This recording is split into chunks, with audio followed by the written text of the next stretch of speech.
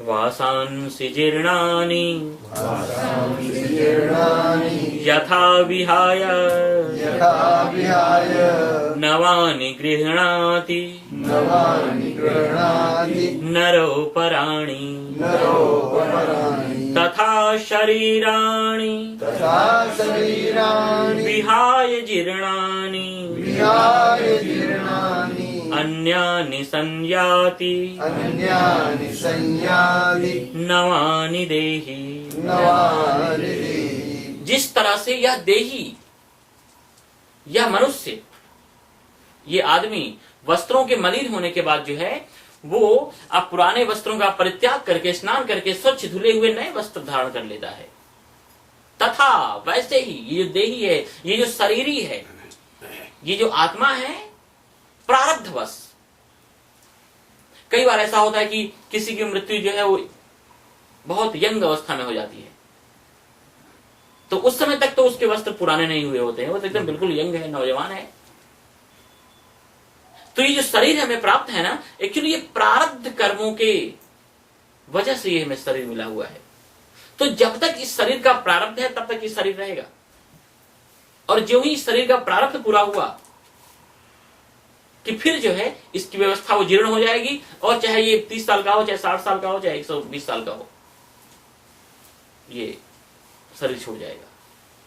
तो भगवान ने कहा जिस तरह से कोई व्यक्ति पुराने वस्त्रों का परित्याग करके, यहां पर भी देखो लोग ऐसे बहुत से लोग हैं जो 1, 2, 6 महीने से ज्यादा वस्त्र नहीं पहनते हैं, वो वस्त्र एकदम बिल्कुल नए की तरह होते हैं, लेकिन उनके लिए वही पुराने हैं कि नहीं बस अब ये नहीं पहनना है, हमें दूसरे नए खरीदने हैं। और बच्चे तो खास करके बस थोड़े से बस पहन लिए, अब वो कपड़ा नहीं पहनना है। तो उसी तरह से प्रारब्ध कहता है कि नहीं भाई अब ये जो है ये वस्त्र जो है अब ये हमें नहीं चाहिए, ये तुम हटाओ, अब दूसरे वस्त्र की व्यवस्था है, और दूसरा वस्त्र जो है प्रकृति के द्वारा इसे प्रदान किया जाता है, मिल जाता है। तो ऐसी सिचुएशन में, ऐसी हालात में, ऐसी स्थिति में जो है भगवान ने कहा कि शरीर के अंदर आसक्ति मत करो, आसक्ति करनी ही है तो मई आवेश्य मनो ये माम, मई आसक्त मना पार्थ। क्योंकि शरीर या संसार या पदार्थ किसी भी चीज में अगर हम आसक्ति करते हैं तो वो तो चीजें आज हैं कल नहीं है, प्रत्येक क्षण जो है वो बदलने वाली हैं। संसार कहीं भी कभी भी स्थायी या स्थिर या उसके अंदर एकत्व की स्थापना परमात्मा ने की ही नहीं है। भगवान ने कहा इदम शरीरम कौन्तेय क्षेत्रम इति अभिधीयते।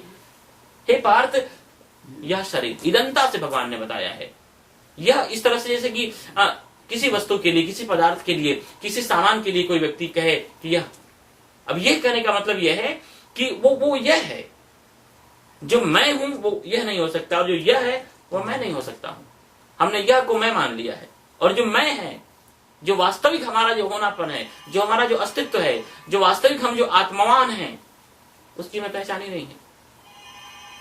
तो परमात्मा ने कहा कि सर्वप्रथम जो शरीर की आसक्ति है, अगर अध्यात्म के मार्ग में चलना है, परमात्मा की प्राप्ति कर ली है, तो इसकी जो आसक्ति है ये छूटनी चाहिए।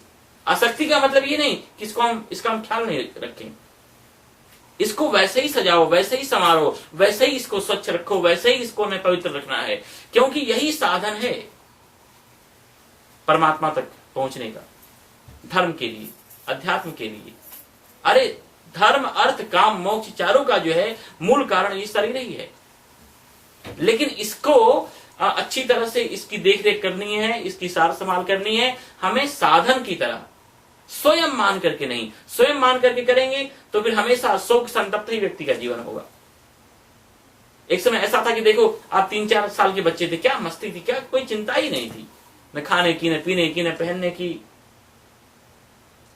बालपना, वो किशोरावस्था। आज कुछ भी रहा,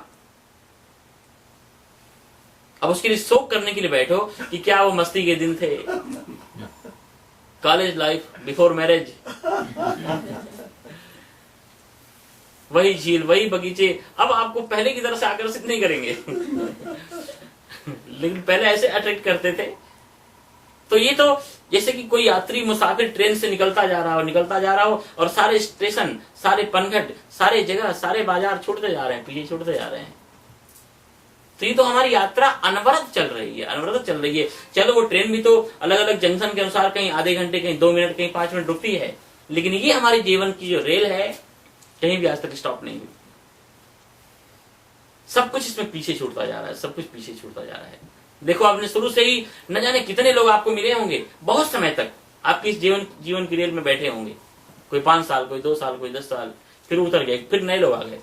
ये रेल आपकी ही है। लेकिन कुछ लोग आगे बैठ जाते हैं, फिर उतर जाते हैं, फिर दूसरे नए आ जाते हैं, फिर वो भी उतर जाते हैं। बहुत कोई ऐसा होता है जो एकदम बिल्कुल आखिर तक आपकी सफर में चले, बहुत ही कम लोग होते हैं। तो भगवान ने कहा कि देखो, इस जीवन की जो सत्यता है उसको समझ करके जीवन में अगर इस यात्रा में हम आगे बढ़ते जाएंगे तो संसार में तो हर चीजें जो भी हमें दिखाई पड़ रही हैं वो सब छूटेंगी। इसलिए जो इंद्रियों की जो आसक्ति है, जो पदार्थों की जो आसक्ति है, जो संसार की वासनाओं की जो अभिव्यक्ति हर जगह हमको प्रतीत हो रही है, भगवान ने कहा उसकी सच्चाई को जान करके थोड़ा सा उससे हम बचने की कोशिश करें। और व्यक्ति की जो फंसने की जो ये जो मेन जो स्थान है ना, भगवान ने कहा आप वहीं गिरोगे, वहीं फंसोगे, जो चीज आपको अत्यंत प्रिय है। हमारे शास्त्रों ने कहा है कि मातंग कुरंग मातंग पतंग भृंग मीना हता पंच भिरेव पंच। मातंग हाथी, एक मतवाला हाथी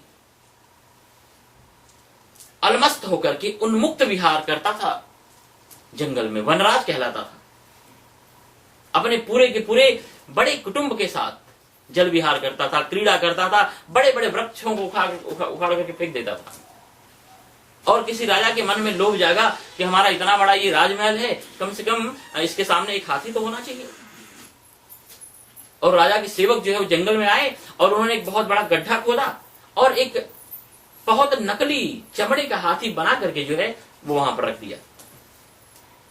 अब वह मतवाला मदमस्त हाथी, जिसको कि अपने स्पर्शेंद्रिय के ऊपर कंट्रोल नहीं रहा, और जाकर के वो गड्ढे में पड़ता है। और फिर तो उसे लोहे की जंजीरों से बांध दिया गया और फिर बिल्कुल लाचार होकर के, दुर्बल, कमजोर, निर्बल होकर के, जो कि एकदम बिल्कुल गजराज कहलाता था, जंगल में उन्मुक्त जो है विचरण करता था, वही एकदम बेचारे की तरह लोहे की जंजीरों में जकड़ा हुआ किसी राजा के दरवाजे की शोभा बढ़ा रहा है। ऐसे ही कोई कुरंग हिरण,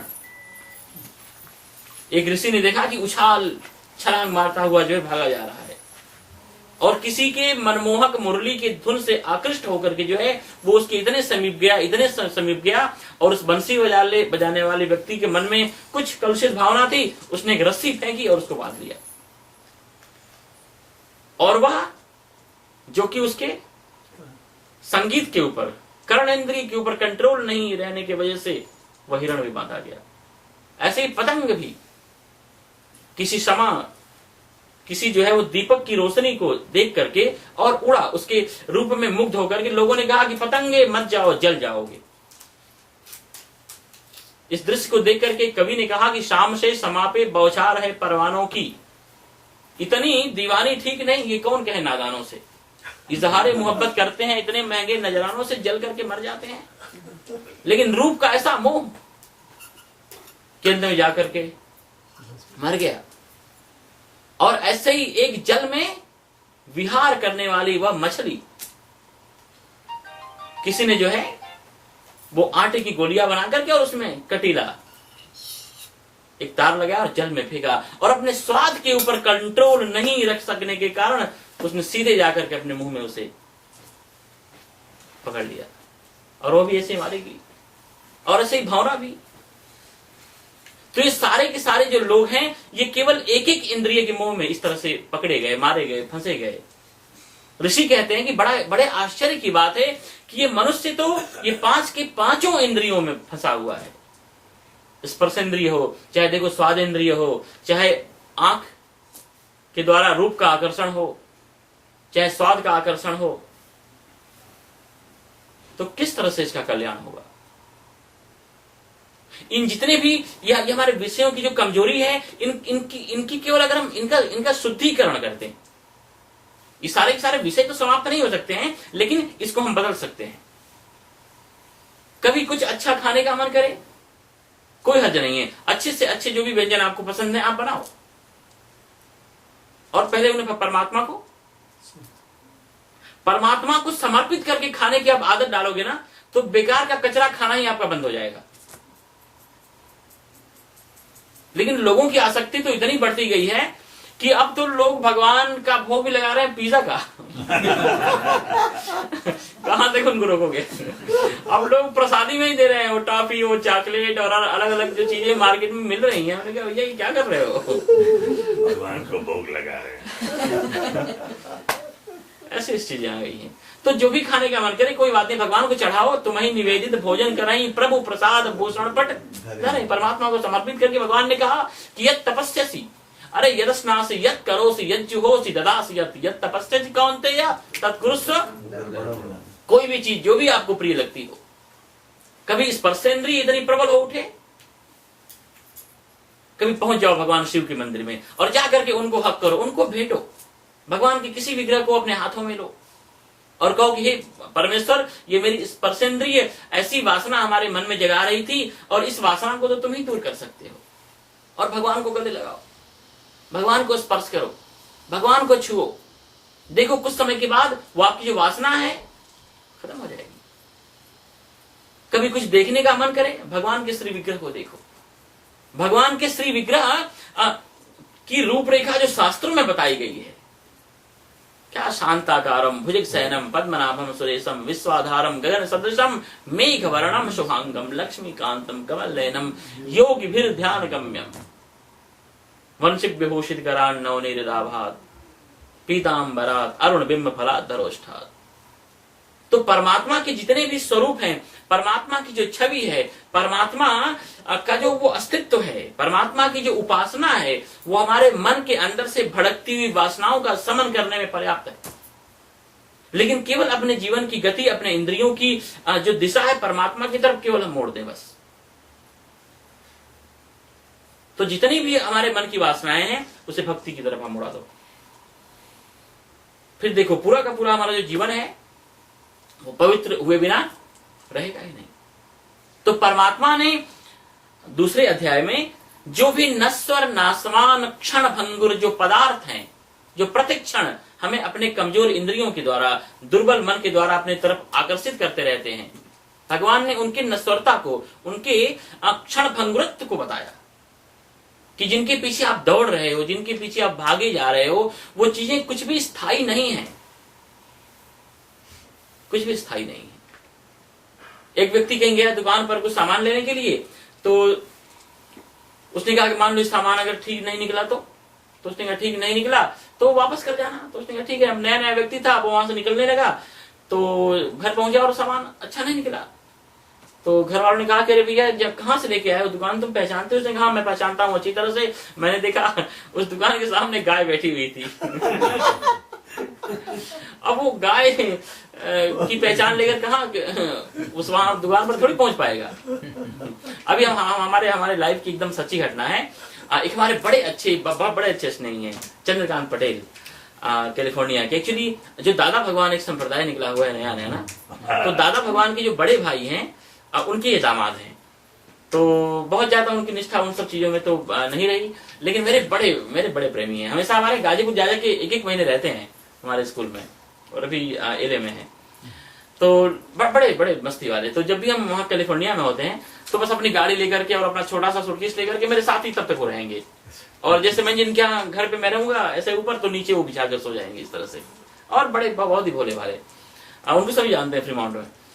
तो कहीं भी लाना जाना, और आदमी इतना मतवाला कि गाड़ी चलाते चलाते सो जाए। और मैं कहूँ चंद्रकांत भाई क्या कर रहे हो, जागो, तो फिर वो जाग जाए। उसने कहा आप ही ने तो कल कहा था कि अपने जीवन की जो स्टीयरिंग है भगवान को सौंप दो। तो बस हमने तो भगवान को सौंप दिया, हमने कहा लेकिन मैं बैठा हुआ हूँ, अभी मुझे बहुत जगह प्रमोशन करना है।